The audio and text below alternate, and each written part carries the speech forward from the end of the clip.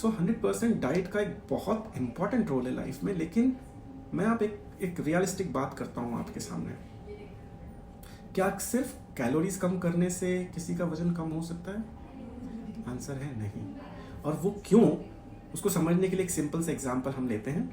मान लीजिए आपके पास एक मारुति 800 है और एक एसयूवी कार है बड़ी सी।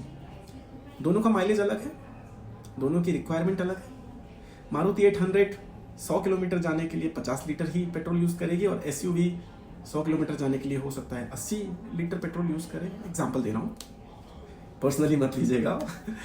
तो ये दोनों में डिफरेंस क्यों है? क्योंकि दोनों का माइलेज अलग है। अगर मैं एसयूवी में बोलूँ कि सिर्फ मैं 50 लीटर ही पेट्रोल डालूंगा और उसको चलना ही पड़ेगा, तो ये इम्प्रैक्टिकल बात है।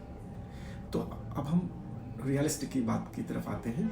मान लीजिए किसी इंसान का वेट 150 किलो है, आइडियल बॉडी वेट होना चाहिए था 85 केजी। तो क्या उसकी रिक्वायरमेंट कितनी है कैलोरीज की? तो अगर वो कैलोरी डिफिसिट जाने की कोशिश करेगा तो कुछ दिनों तक तो वेट कम होता है, लेकिन कुछ दिनों के बाद उसके नेगेटिव इफेक्ट आने लगते हैं, क्योंकि आप वो अंडर सुपरविजन नहीं कर रहे हो, आप अपने ही मन से अपने ही खुद के डाइट प्रोटोकॉल बना के उसको फॉलो कर रहे हो, बिकॉज आप उसके पीछे का साइंस नहीं समझ रहे हो।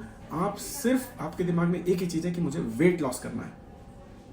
तो क्या जिसकी रिक्वायरमेंट होनी चाहिए 150 केजी के लिए, आप उस इंसान को खाली 50 किलो का जो रिक्वायरमेंट है उतना हिसाब का अगर आप कैलोरीज दोगे, तो क्या शरीर चल पाएगा? क्या ब्रेन को इनफ न्यूट्रिएंट्स मिल पाएंगे? नहीं मिल पाएंगे। इसीलिए जब एक लिमिट क्रॉस हो जाती है उसके बाद वेट लॉस करना बड़ा ही मुश्किल होता है।